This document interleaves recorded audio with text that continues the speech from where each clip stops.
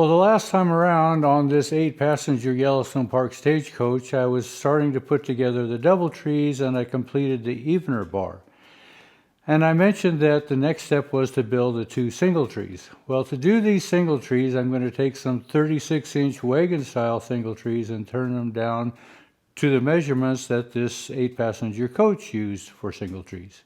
These are fastened to the ends of the eveners by these 2 staples that go through the singletree. Well, this singletree, according to these irons here, need to be 2 1/4 inches thick this direction. Then I also have the old ends with the ferrules that were going to tell me what diameter those need to be. And these need to be just a strong 1.5 inches, and they're going to taper down to just under 1.5 inches. I have 3 of the originals, and remember I made 1 ferrule for the 4th missing one. So here in the shop I actually have 5 lathes.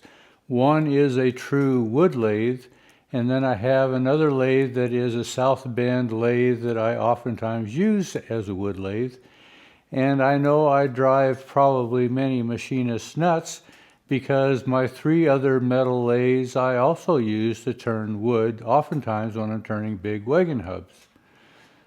But that's just the way it goes. So, the 4 metal lathes that I have, remember what they are? My newest lathe is this Craftsman lathe. I think Craftsman was made by Atlas. You double check me on that. But this has a 12-inch throw on it, and its class I think is a 48-inch bed between the tailstock and the headstock.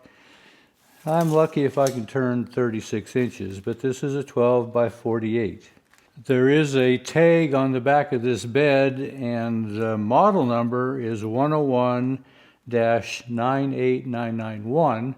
And I found on Vintage Machinery, which I think is Keith Rucker's site, there is another lathe that is 101-28990.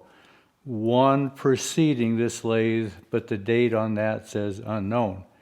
I did find some that were relatively close, and this would put this probably in the late 50s, I'm guessing. The serial number on this is 001151. My other 2 larger lathes on the other side of my shop, this is my Handy. You've seen me use it time and time again. I have a serial number on this one as 23239. I did find a serial number 23572 that was dated in August of 1920. So this would precede that August date, but probably still in that 1920. This has a 16-inch throw, and it has a 6-foot bed on it. But actually between headstock and tailstock, if I can turn 48 to 50 inches, I'm doing well. So this is my largest lathe. It's also a South Bend lathe, and this one dates in that 1922 era. This serial number is G24944. Now it has a G preceding the serial number because this is a gap bed lathe, and this is a 21-inch gap bed lathe. The gap bed, if you're not familiar with it, refers to this section underneath the chuck that can be removed. You can see there is a section right here that is removable, so then what normally would be an 18-inch throw can be increased down to a 21-inch throw when this section is taken out. This lathe has the longest bed of all the lathes that I have. It has an 8-foot bed, so from chuck to tailstock I can probably turn 7 feet comfortably, but it is a gap bed lathe, 21-inch throw, 8-foot long bed. So all of that is coming down to this lathe that I have. This is also a South Bend lathe, and this is the oldest lathe that I have. It has a serial number on it that is 3015. 3015, and looking it up on the serial number registry, this shows being built in 1914. The unique thing about this lathe, it is a metal lathe, although I have used it almost exclusively as a wood lathe. It has been modified, but come to find out, This is a pedal lathe, foot-operated treadle lathe. I first acquired this lathe in probably 1993 or 1994. I don't remember for sure. But it has had this structure added onto it to where it is powered by this electric motor instead of being pedal operated as it was initially designed for. I was not even aware that this was a treadle operated metal lathe until many years after I bought it. I've had this for about 30 years now. When I picked this lathe up, it just had this headstock for turning wood, so I've always just used it as a wood lathe. And this is on a Morse taper and can come out, or I have this 4-jaw chuck, and I also have a 6-inch 3-jaw chuck that will just thread right on over the top of that.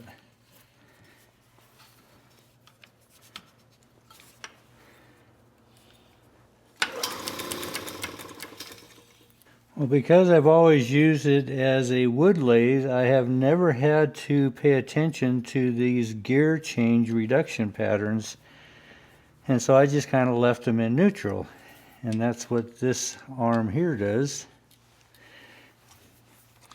That's in neutral, and then you can shift from forward to reverse on however this is shifted. So I just left that in neutral where nothing is engaged. Well, as I played with it earlier this week, I thought, well, maybe I'd like to actually use this as a metal lathe. So I engaged this, but this gear here for my main screw, this was frozen. It would not rotate. This housing here was completely seized up, and so I played and played and played and finally got it to where it would rotate. So if I stick this into neutral, now I have a main screw drive here that will function. So now I can engage my forward and reverse.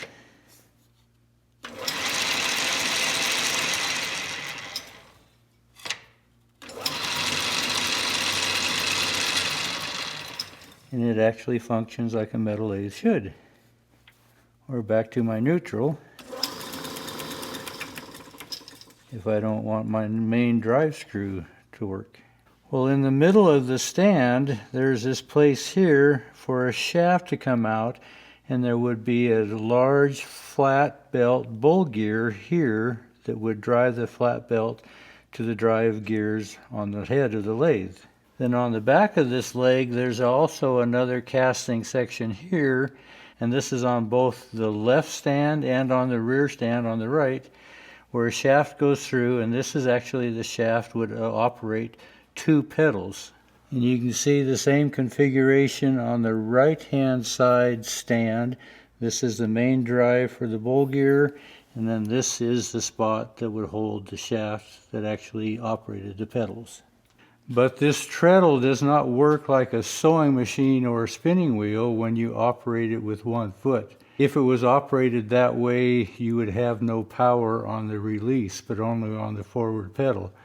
Well, these metal lathes, as I understand, and I've seen pictures of it, they're actually a double pedal, so that you constantly have power to have a constant rate of feed while you're doing your machine work. So it has become my goal since seeing that to take this apparatus back off and actually convert this back to a functional pedal metal lathe. Haven't got there yet. So can I use this as a metal lathe the way it sits? And I think I can. Well, like I said, I acquired this from a retiring wheelwright, and I think it was in 1994. And this was set up to where this tool attachment was mounted right onto this carriage. And then I put a steady rest on it, and you have seen me use that many times, mounted into the tool holder, and this has become my steady rest for all my hand chisels and gouges. Well, there was a box in a lot of the stuff that I accumulated from that shop that had this cross feed just sitting in there loose. And I never paid it much attention until just recently. And this inset here into this carriage is exactly right. Did it come on this machine? I would have to say no. Even though this post is exactly the right size that goes into this receptacle, the diameter here on this carriage that has all the degree markings on it is much smaller. This one is 3¼ inches. The one that I have here is 4½. So when I mount the two together, even though they fit fairly well, actually it fits really well, the ability to see the degree markings between the two is impossible, really. See, the markings on the carriage are so far undercut from this cross feed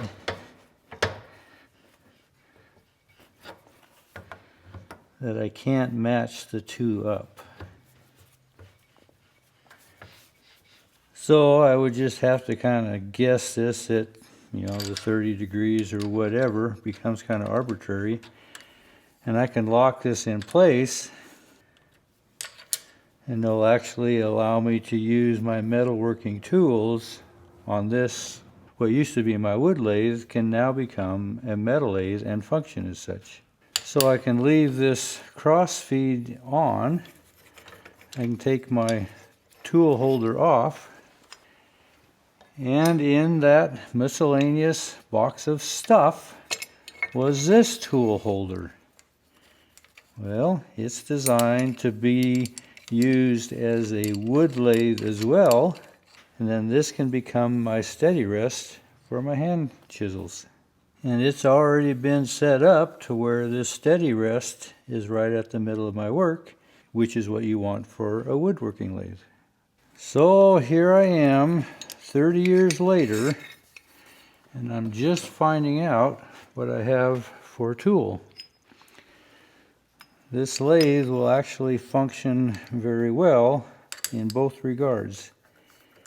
As a wood lathe, to the chagrin of all metal workers, but a metal lathe is a very handy wood lathe.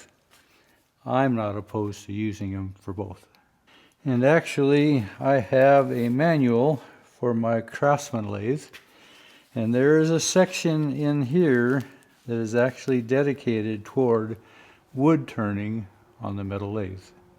So this is the tag that's on the left stand: South Bend Machine Tool Company, South Bend Lathes, South Bend, Indiana, and all the threads, the standard drives, and what screw drive settings. So for me right now, to accommodate this chart into this gear pattern yet, I haven't played with it enough to know what all these gear changes it would take to do all that. But now at least it functions as a metal lathe.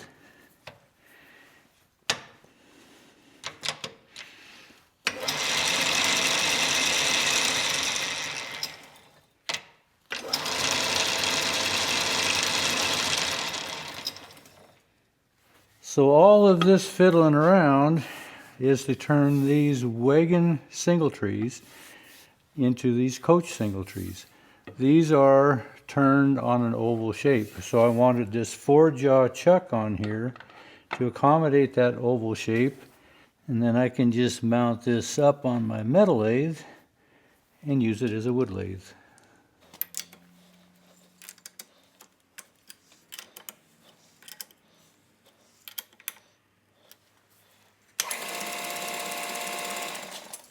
Well, this has a split nut that runs on the main screw, and it's operated by this lever here. And when I've played with it some, it doesn't have a real positive grab to it, so I kind of expect maybe that split nut has some wear to it. I'm going to have to take this carriage apart and actually inspect that. Maybe it's just full of dirt. I wouldn't be surprised. So for right now, I'm just going to run it manually instead of relying on my split nut. So even though I'm not going to use that split nut for my drive, Even the ability to hand operate this carriage is going to give me a consistent path better than I can do it freehand off of a steady rest.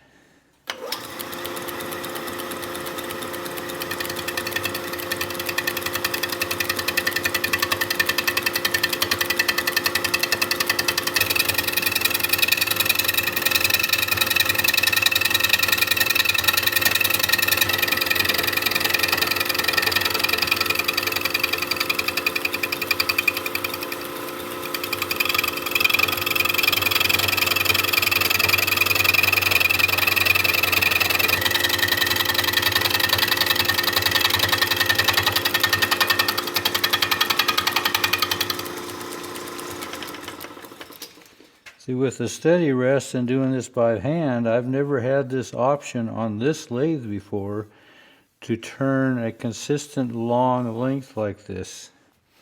So I'm liking this. So I mentioned earlier about my Craftsman lathe that it is a 12 by 48. Actually, when the carriage is underneath the chuck, I can only turn about 11 inches. So it's probably 11 by 48 in reality. This is a 10 by 60. So actually I have a longer bed here than I do on my newest Craftsman lathe.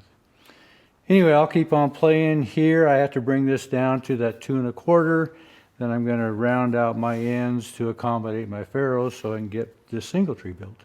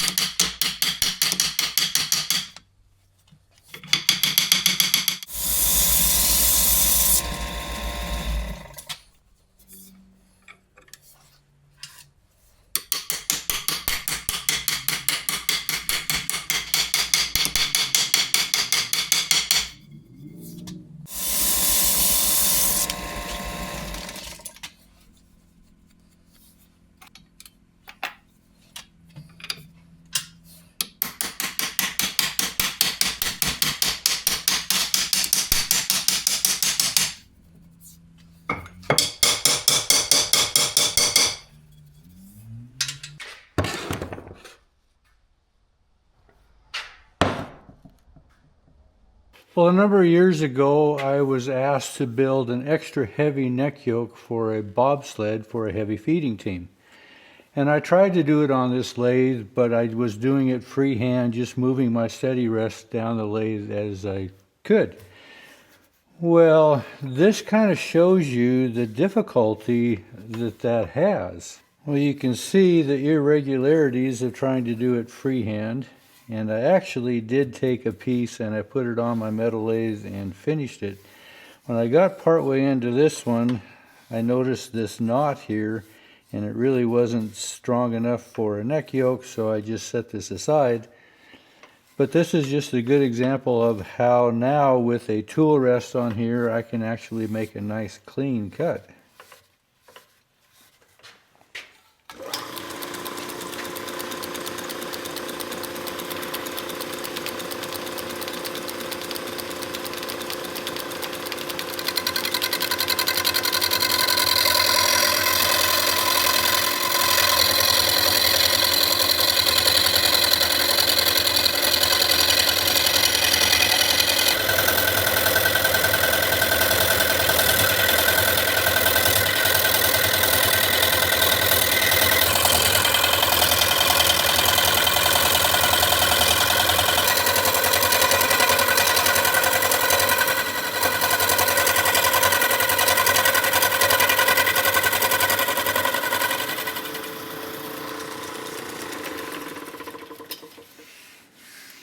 So that's probably one of the biggest reasons why I like a metal lathe for woodworking.